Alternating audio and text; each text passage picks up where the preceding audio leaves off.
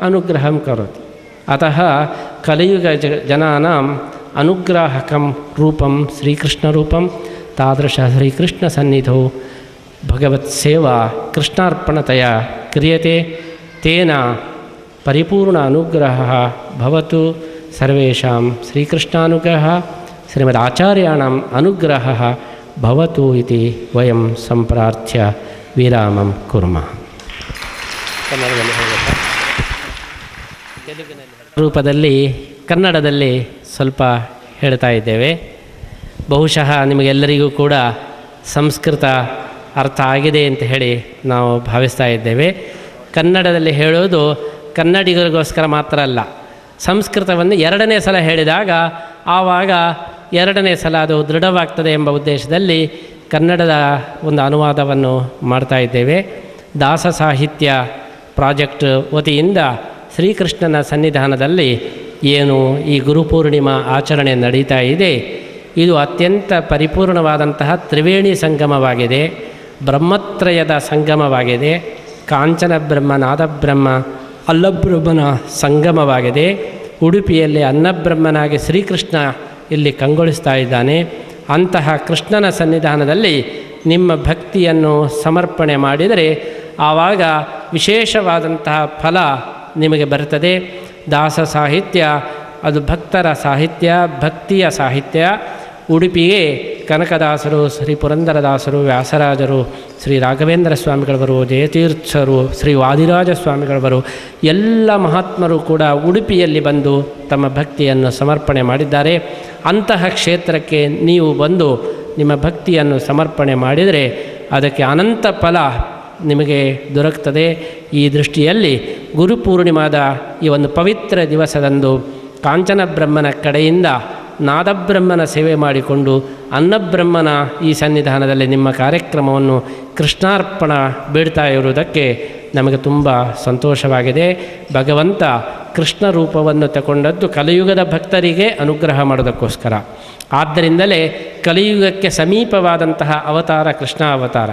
ರಾಮಾವತಾರ ತ್ರೇತಾಯುಗದಲ್ಲಿ, ಕೃಷ್ಣಾವತಾರ ಕಲಿಯುಗದ ಹಿಂದಿನ ದ್ವಾಪರ ಯುಗದ ಅಂತ್ಯದಲ್ಲಿ. ಅದರ ಉದ್ದೇಶ ಕಲಿಯುಗದ ಜನರಿಗೇ ಅನುಗ್ರಹ ಮಾಡೋದಕ್ಕೋಸ್ಕರ. ಭಗವಂತ ಕಲಿಯುಗದಲ್ಲಿ ಅವತಾರ ಮಾಡುವುದಿಲ್ಲ. ಯಾಕೆಂದರೆ ಕಲಿಯುಗದಲ್ಲಿ ದುಷ್ಟರ ಸಂಖ್ಯೆ ಜಾಸ್ತಿ ಇದೆ. ದುಷ್ಟರಿದ್ದಲ್ಲಿಗೆ ಭಗವಂತ ಬರುವುದಿಲ್ಲ.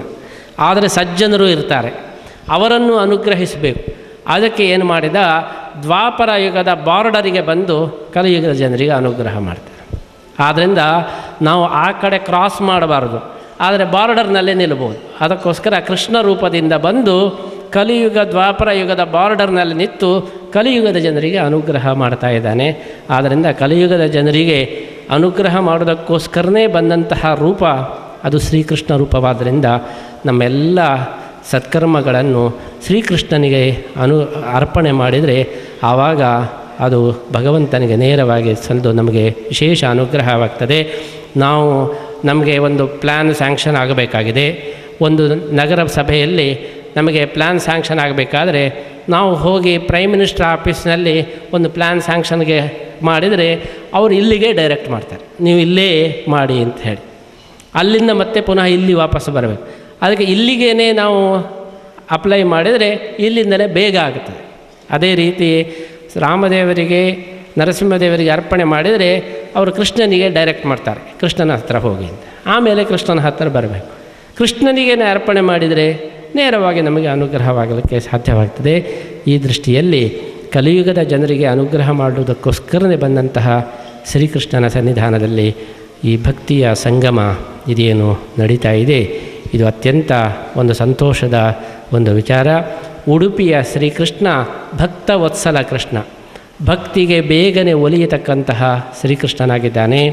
ಆದ್ದರಿಂದಲೇ ಕನಕದಾಸರು ಇಲ್ಲಿ ಬಂದು ಭಕ್ತಿಯಿಂದ ತನ್ನ ಒಂದು ಪದ್ಯವನ್ನು ಸಮರ್ಪಣೆ ಮಾಡಿದಾಗ, ಪ್ರಾರ್ಥನೆ ಮಾಡಿದಾಗ ಕೃಷ್ಣನೇ ಒಲಿದ ಎಂಬಂತಹ ಒಂದು ಐತಿಹ್ಯವನ್ನು ನೀವೆಲ್ಲರೂ ಕೂಡ ಕೇಳಿದ್ದೀರಿ. ಅಂತಹ ಸ್ಥಳದಲ್ಲಿ ಕನಕದಾಸರಾಗಿ, ಕನಕ ಬ್ರಹ್ಮನ ದಾಸರಾಗಿ ನೀವೆಲ್ಲರೂ ಕೂಡ ಬಂದು ಕನಕದನ ದಾಸರ ಹಾಗೆ ನಿಮ್ಮ ಭಕ್ತಿಯನ್ನು ಸಮರ್ಪಣೆ ಮಾಡಿ ಕೃಷ್ಣನನ್ನು ನೀವು ನಿಮ್ಮ ಕಡೆಗೆ ತಿರುಗಿಸಿಕೊಡತಕ್ಕಂತಹ ಕೃಷ್ಣನ ಅನುಗ್ರಹವನ್ನು ಪಡೆಯತಕ್ಕಂತಹ ಈ ಒಂದು ವಿಶೇಷವಾದಂತಹ ಸಂದರ್ಭ ಇದಾಗಲಿ ಎಂಬುದಾಗಿ ನಾವು ಹಾರೈಸ್ತಾ ನಮ್ಮ ಮಾತನ್ನು ಮುಗಿಸ್ತಾ ಇದ್ದೀವಿ. ಪಾನೀಯವನ್ನು ಮುಗಿಸಿ ಗೀತಾ ಮಂದಿರದ ಮುಂಭಾಗ ಕೇಳಿಕೊಳ್ತಾ ಇದ್ದೀನಿ. ಹರೇ ಶ್ರೀನಿವಾಸ.